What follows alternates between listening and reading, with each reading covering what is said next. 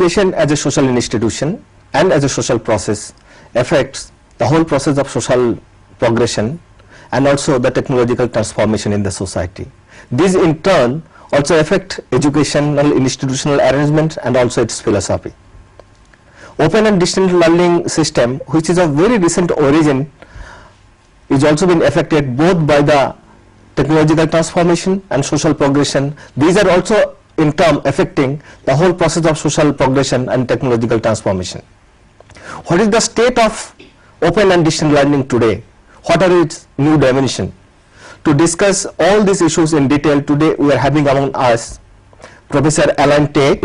Hello. Who is the Dean of the School of Education and Language in the British Open University. He will be discussing all these issues with us in the studio. Professor Tait, as you have been working in this area of distance education since long, and perhaps you are one of the household name in the circle of distance education today in India, will you please briefly describe the whole process of emergence of open education in the developed part of the world and its gradual expansion in the developing world? Well, thank you for inviting me to talk about this. Yeah. I think we have to look at the history of distance education over the last century or more. And there are two strands that we can identify. First of all, in the middle of the 19th century in England, the first correspondence education began. And it began because it was triggered by a very important technical breakthrough, which was the post office. It became possible for the first time to distribute teaching materials to postal addresses all around the country. And the postal service came to existence because of the steam railway, because of the railway system. So technology has been involved in distance education from the very beginning. And what that created, what that allowed, was the establishment of correspondence education as the first, and that really took us through for the first 100 years or more. And correspondence education developed a very bad reputation, and that affects our field of work to this day. And it developed a bad reputation because it appealed to people who were desperate for educational opportunity, but it was based on simply commercial motives. So it didn't offer students real possibilities to succeed in many, many cases. The basic idea was that you took students' fees, and the sooner they dropped out, the better, in fact, because the cheaper it was for you. Alongside that, of course, there was some good work. It would be unfair to say there wasn't. The other very interesting thing that happened at the same time in the UK, although it affected other parts of the world, including India, was the agreement by the University of London in the 1860s that there could be an external degree system. And what this did, which was very interesting for our field, was it broke the link between study and place. Because you could get a degree from the University of London while living in Delhi and never ever go to London in your life. You sat your exams in Delhi, you received the syllabus from the University of London, and you either studied independently or you studied with one of the new tutorial colleges that sprang up to provide services for students. You sat your exams in your own hometown, and you got your degree from the University of London. Well, this offered real opportunities, and as I say, it did a very important thing because it broke the link between study and place. And these two traditions went on right through to the 1960s. And in the 1960s in the UK, there was another burst of technologies, in particular television, beginning to take on an educative function. And at the same time, there was a pent-up desire for educational opportunity from people who had never had a chance to study at university. In the UK at that time, something like 6% of people aged 18 went on to study in higher education. So there had been a backlog of educational disadvantage, and the Labour government at the time put together a set of ideas to set up the first Open University, the Open University in the UK, using a combination of media. So we have this story of technology going through as a common thread. And the new technologies at that time were radio and television for educational purposes. And they were combined with print, with teaching materials, and with ideas about student support, with tutorial support. And they grew out, in fact, of this University of London experience where colleges had sprung up to give people both residential and correspondence support in support of London external examinations. So we have two streams then. We have a stream which is largely commercially driven, and then a new intervention in the 1960s leading to the establishment of my university, the Open University in the UK in 1971, which was born out of a number of different sets of motivation. First of all, there was the motivation for individuals, to allow personal development for individuals who had been denied university education. And secondly, there was the government's understanding, and this has a very contemporary sound to it, of the need for a society and an economy to have more educated people in it. This was actually important for national interests. So we have personal, social and economic development as part of the motivation. And so I think what comes into the framework with that first Open University, which of course has seen around the world now so many Open Universities, I think you have more than 20 in India yourselves, with the National Open University, IGNOU, having the senior role. I think we see distance education in that framework as a major development intervention. That is an intervention for social purpose, to try and change the way in which society works, to offer education opportunity, both for reasons of social justice, there's an ethical and a moral dimension about this distance education movement, and for social and economic development. There's a government motivation and a legitimate government motivation too. So that gives you a little history, I think, of correspondence, distance and open education. And the open comes in at the end of this phase of the story because of the impetus for social justice, the sense of opening up institutions, and a sense also, a very real sense, that educational institutions up until that time had not opened themselves up properly, and that there was a need for a radical new kind of intervention into the educational system. Yeah, thank you. And now at this stage, as you pointed out, two important things. One is that of interest motive to get more interest and more income from the student was the earlier kind of requirement of this educational system. The conventional kind of a distance education. Then we find a kind of a technological development. Now we have come from that kind of a television stage. Now we are talking about the ICTs, the information and communication technologies. Now this is revolutionized the whole process of delivery mechanism and development of the course material. Now how do you visualize the role of the open distance education system within this whole system of ICTs and the emergence of this knowledge economy? What kind of role is it's going to play in the societies, both in the developed society and also in the developing societies? Well, I see some very strong continuities, but also some radical changes. So let's talk about the continuities first. One of the major continuities is that technology has, since the beginnings of the postal system in the 1860s, is still continuing to revolutionize the way in which educational opportunity can be delivered, and it's changing the way in which learning and teaching can be managed. Both streams, both the commercially minded stream and the what I call the development stream of distance education, are continuing. Sadly, e-learning has also created a whole string of phony institutions who take students' money on false pretenses. I'm afraid that tradition still continues, and one of the important jobs of any government, and I know your government takes this seriously, as does mine, is the management and the control and the regulation of distance education to ensure quality for students and to try and protect the interests of the consumer. Another continuity, I believe, is that the experience of the distance teaching universities, and others of course, because many others have now entered the field, should ensure that the use of technology is pedagogically led, is led for the purposes of learning and teaching, and not technologically driven. So I see some very important continuities. There are some radical changes which are interesting, however. One, first of all, is that while distance education was, if you like, almost a secret methodology that was owned by the distance teaching universities throughout the 1970s and the 1980s and even into the 1990s. Now, of course, it's become widely understood. And some very important things have happened. Firstly, I think many other universities and colleges have understood that adult learners are important and worthwhile learners, whereas up till then, up till the 1970s and 80s, they had been ignored largely. And so many other universities and colleges now want to engage with this audience of learners, and they've begun to use distance teaching also. This is very much the case in the UK, where distance teaching has become a competitive marketplace and no longer the monopoly of the Open University. And that, I think, is one important discontinuity. And it leads to the question, which we might talk about in due course, is what is the role then of a distance teaching university in a world where every university can teach at a distance?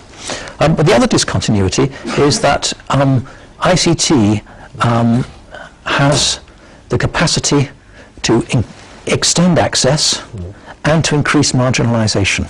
It's a very double-edged policy and a set of technologies. And I suppose it's true, if you see distance education as I do, as a development intervention, that any development intervention not only creates winners, it also creates losers.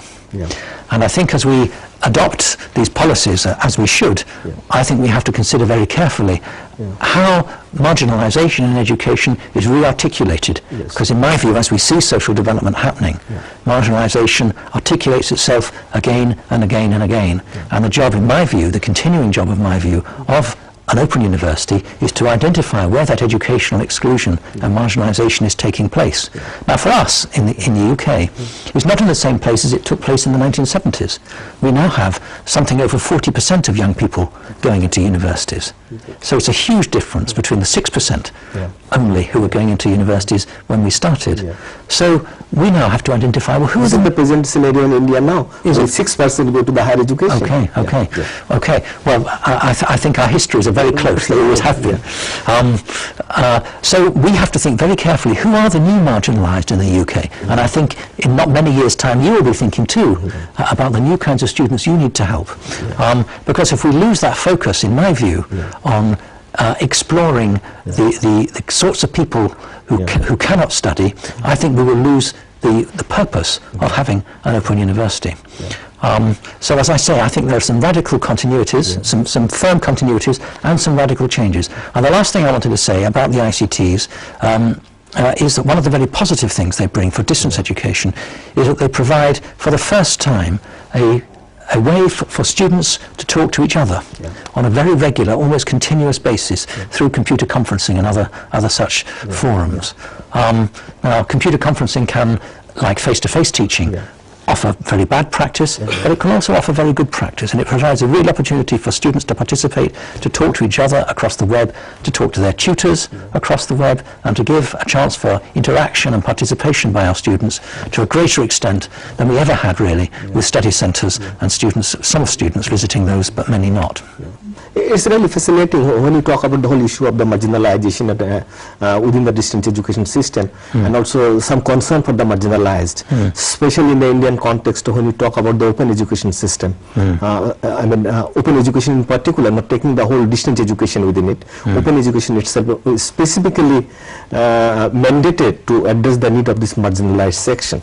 Now, we frequently listen about this international collaborations and these regional collaborations for the expansion of the ICTs, etc. like this.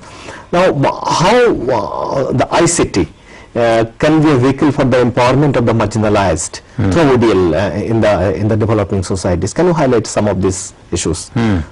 Well, I think it can be important for empowering the marginalised, but as I say, it's also double-edged, and I think it could also, and does in some cases, reinforce the marginalisation of the excluded.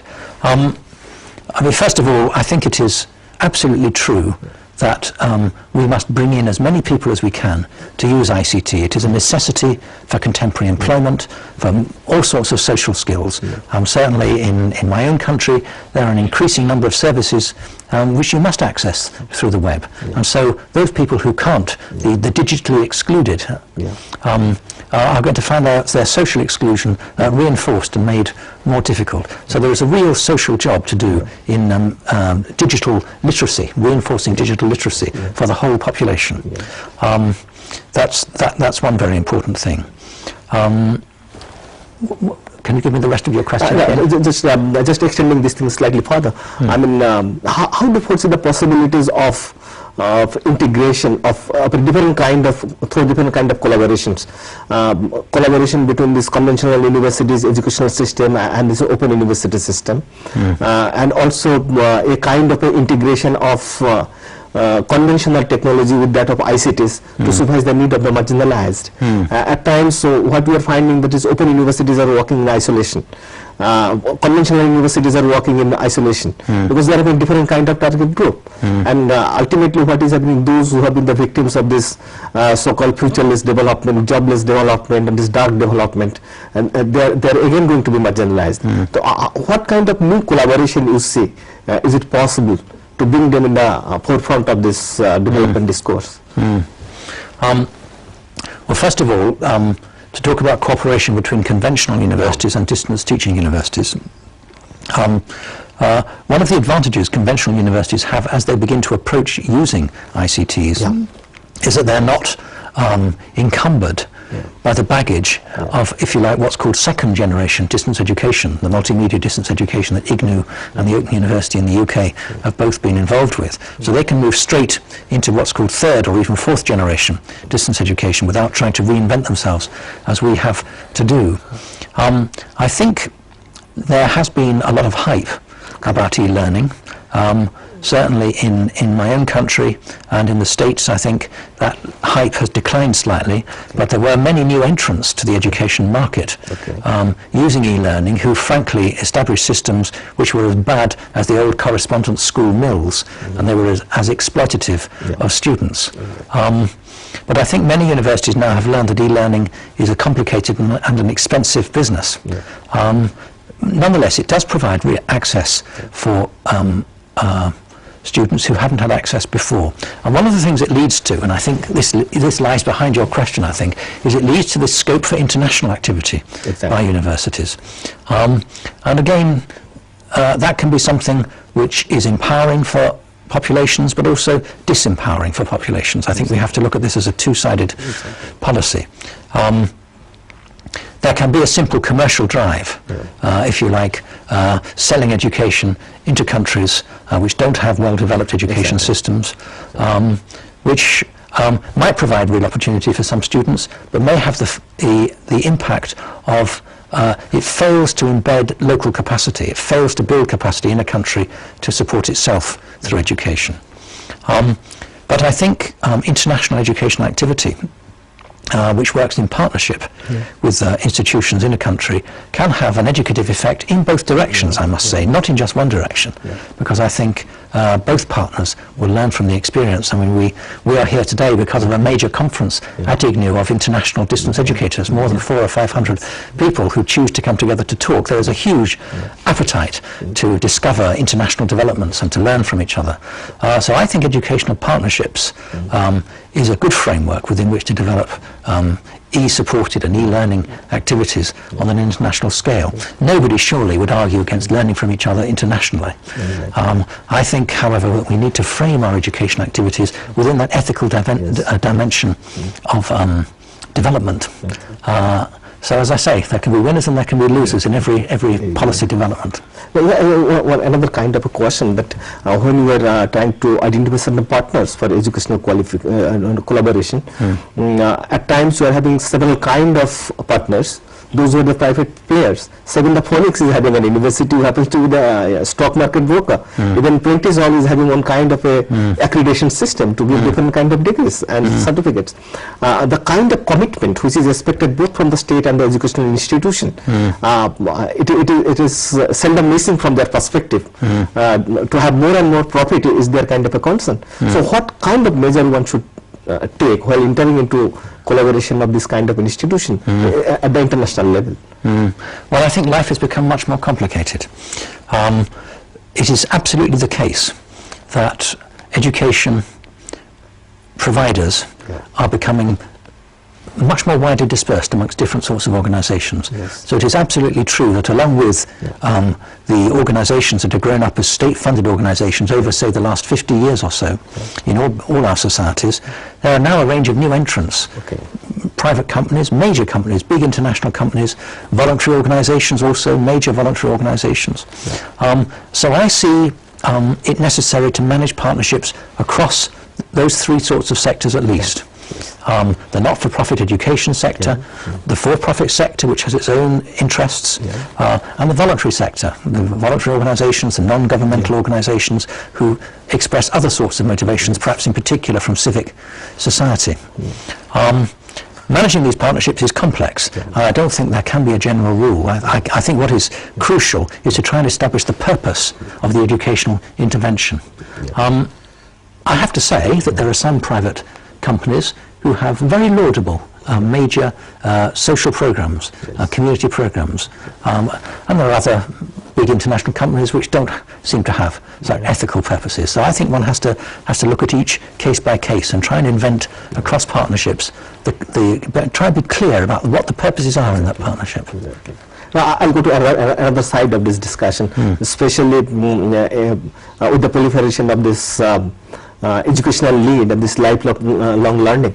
We find there's enormous demand for this open and distance education, propagated course material and these programs.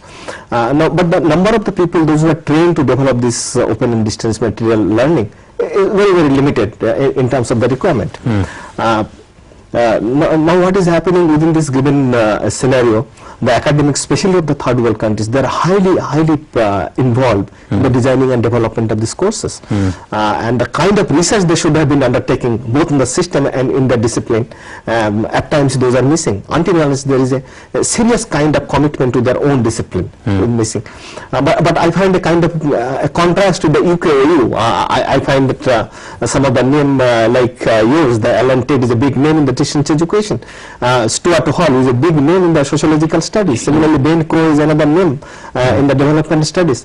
And what kind of framework you have developed so that you have been able to design a kind of a quality course material which has got worldwide recognition? Simultaneously, they are also involved in the research activities. How have you been able to create that kind of a space, that kind of environment where this discipline-based research and this course development has been integrated together? Yes, that's not an easy question to answer. In my own university, the Open University in the UK, we have had a great deal of pressure to create our teaching materials, to create our courses. And for many academics, this has impacted negatively on their capacity for research. So there is a constant battle to fight for time for research. This is, of course, true in many conventional universities where people are teaching regular classes, and they too have pressures. But I think in the first 15 or 20 years of an open university's life, it is trying to work so hard to create its courses and to create its programs that it's a big development phase. But I think it's very important to create time for research. I think it is true for all universities, but it's no less true for an open university that the best teaching is going to be informed by the best research, and that your teachers who are able to offer to students an understanding of the contemporary cutting-edge development of their subjects are going to give the quality education which distance students are entitled to expect no less than any other students. And I have to tell you that some of the recent statistics about the Open University in my country have been very encouraging indeed. We now have, for better or worse, league tables of teaching quality in British universities. And the Open University was, I think, 7th in its place, very high indeed on the list, and has just recently been voted top of all British universities in terms of student satisfaction. So I think we have to balance the needs of teaching with the needs of research. The needs of teaching, top quality teaching for our students, is what our students are entitled to expect. But I think research contributes to that. And that's the best way, I think, to try and persuade ourselves as academics. We have to fight for time for research. It actually helps our students.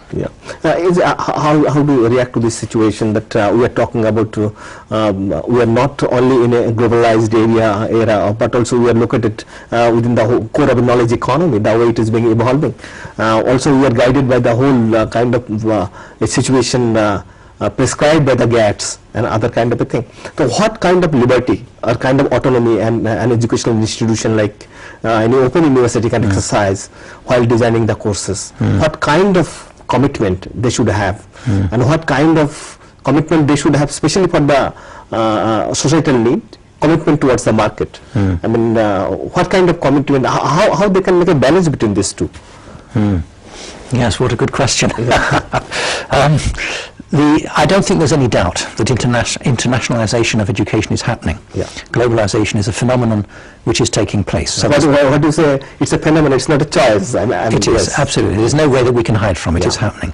The responsibility, however, to manage it for the best purposes is very clearly our responsibility, and that is absolutely crucial. Now, we talked a little earlier about ways in which international trade in education, if we use that term, can disempower a society. And I think it's very important that through working in partnership we prevent that happening. So I think that's the fundamental responsibility on any education institution working internationally. IGNU, I know, has very substantial international work. I think you work in more than 35 countries and have a major policy for Africa. So you will be facing these issues just as we are. And it's very good that these issues are being faced not just simply in the north of the hemisphere, but also north-south. I think it's very good that we all share these questions. But I think the crucial thing to remember is that these development interventions take place within a trade framework, but they're not for the purpose of profit. And I think there's a very good phrase which I learned from a senior manager in my university, who said we should be business-like, but we don't exist for business purposes. Yeah, exactly. And I think that is a very good thing to try and remember. Our purpose is educational, and education is for the purpose of personal development and social and economic development. Just another dimension, just to adding to it, is that when we were talking about the kind of one's professional commitment to distance education, and also we find similar kind of commitment on the part of this conventional education. They are having different kind of professional commitment. Also we find the research organization are having different kind of commitments. How do you foresee kind of integrating all this kind of commitment together for a common goal? Is it possible? Well, I think it is possible, but I think it's contested and difficult from time to time. It's absolutely true that a teacher in a university has a commitment to students, to one's peers, to one's academic community, sometimes to a professional community. If you take academics who are architects or engineers or accountants, they will have a commitment to their professional community also. But I think the fundamental commitment, but maybe this is a personal thing, is to one's university's purpose. So I remain very interested in purposes. And as a dean, I find myself in discussion with colleagues, and the question that I often come back to people for is, yes, but what is the purpose of this activity? What are we trying to achieve? And then I think we begin to frame our social and our ethical and our moral values. And those are what I think should drive our activities. Now, what we have visualized that education system has influenced the whole kind of technological transformation and also kind of a political articulation of a country. And what I told initially at the beginning, that is even the education, all those processes also influence this educational system. Now if we put the ODL as a case, how far it has been able to emerge as a force to affect the policies regarding education, policies regarding social development, or it has remained only as a tool to be guided by the desire of the state, desire of the dominant civil society organizations, or maybe desire by the multinational organizations and the market forces in that sense. Well, it's certainly true that if you have a major university like IGNU or like my own university, which is considerably smaller than IGNU, I should add, it is inevitably going to reflect the interests of the state. And in one sense that's perfectly healthy. If the state is democratically elected and democratically sustained as India and the UK are, then in one sense that's perfectly proper. But in another sense, a university must of course have independence from the state in any immediate sense. So I think sustaining that independence is important. Where it's difficult, where it becomes contested, is to try and ensure that the educational purposes of the university are those which are at the forefront. There is a tendency sometimes in many organisations, and I'm afraid universities aren't exempt from them, for academics to sometimes seek to define their purposes largely in terms of their own interests. And so I think we have to try and always reach out to see what are the purposes of the organisation, what are we trying to achieve, and where we have legitimate individual interests as workers in the university, of course we do. But I think we should try and articulate the interests of our organisation in order to do our best. Yes, today we had a whole range of discussion on the distance education today, and we started with the whole issue of the emergence of distance and open learning, its evolution throughout the history, a process of integration of the system with the ICT, with the market, with the state, also its role in terms of the social well-being of the marginalized, also its role for the promotion of the market and otherwise. To have all this discussion with us, we had Professor Alan Tate, who is one of the luminaries of the distance education system in the world today, and we are really very happy to have a nice discussion with him. I believe all of you have been benefited with his discussion. Thank you, Professor Tate, for being with us. Thank you for having me.